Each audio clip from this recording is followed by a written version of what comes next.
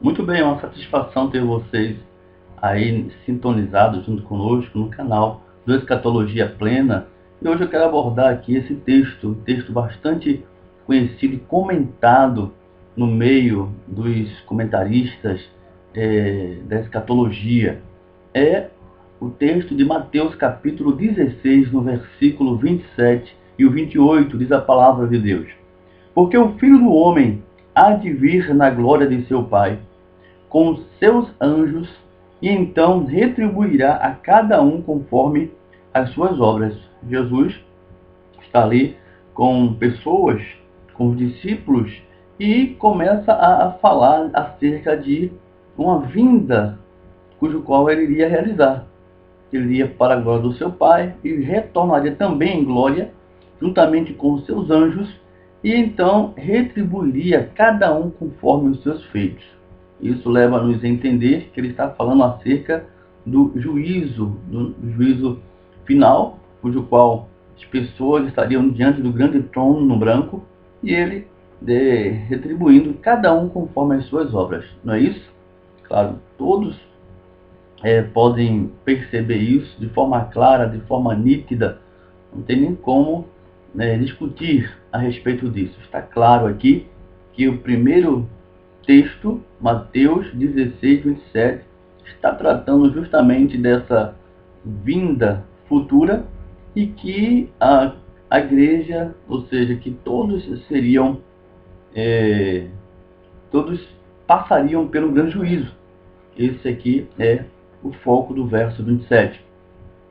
No verso 28, ele vai declarar o momento exato deste acontecimento. Ele vai nos informar de forma enfática o momento em que este julgamento iria acontecer. Diz assim: em verdade, verso 28, em verdade vos digo que alguns aqui se encontram, de maneira nenhuma, de forma nenhuma, passarão pela morte, ou seja, iriam deixar o seu tempo de vida na terra, até que vejam vir o Filho do Homem no seu reino.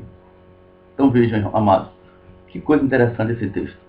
O texto nos informa agora que Jesus ele viria na glória do seu Pai, ele viria com seus anjos, retribuiria cada um conforme as suas obras, e o tempo exato seria num tempo em que alguns dali que estavam com ele no momento desse discurso não chegariam ainda a morrer até que vissem vir o Senhor Jesus no seu reino, o reino espiritual, o reino tão aguardado pela igreja presente. Que na verdade esse reino era uma promessa para a igreja do primeiro século, em nome de Jesus. As pessoas confundem o texto, assim como outras afirmações a respeito da vinda do reino de Deus. Então, nós podemos deixar claro aqui, irmãos, que a segunda vinda de Jesus já aconteceu. Não é algo novo, não é algo que vai acontecer um dia, porque não encontra-se em passagens bíblicas que possam nos comprovar isso. Se eu acreditar que Jesus virá um dia, além de 70, como a escatologia consumada nos faz asseverar, eu vou ter, irmãos, problemas. Eu vou estar ensinando a terceira vinda de Jesus. Eu vou estar completamente em confronto com a palavra de Deus. Eu não vou estar sendo honesto com a verdade das Escrituras. Se eu asseverar que Jesus vai voltar ainda, como o preterismo parcial acredita, para estabelecer o seu reino, para exercer o juízo final, se eu acreditar nisso que vai acontecer, eu estarei, irmãos, pregando uma terceira vinda.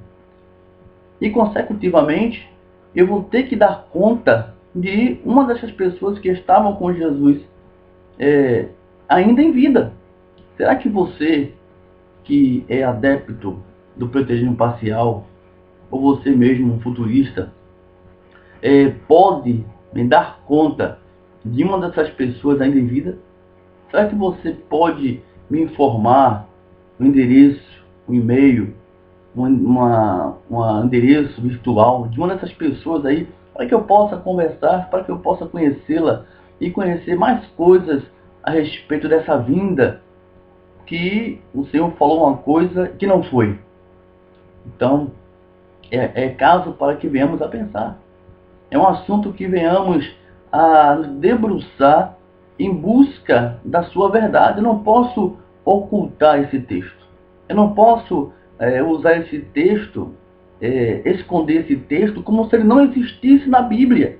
É isso que os futuristas fazem. É isso que o parcial preterismo faz.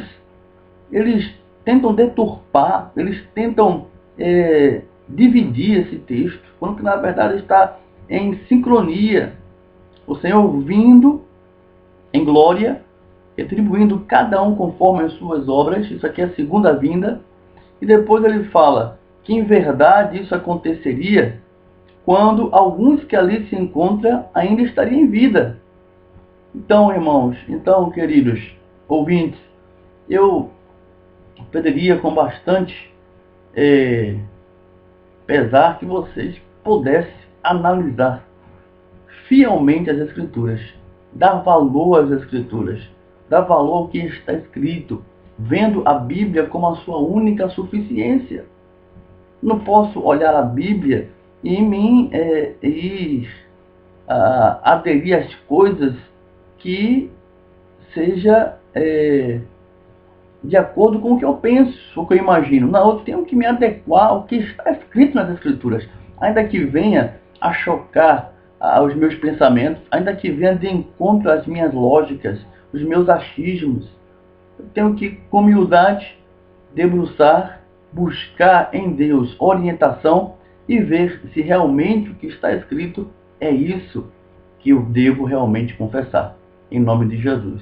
Então, que você possa ser encorajado desde já a fazer isso, em louvor da glória de Deus, em Cristo Jesus.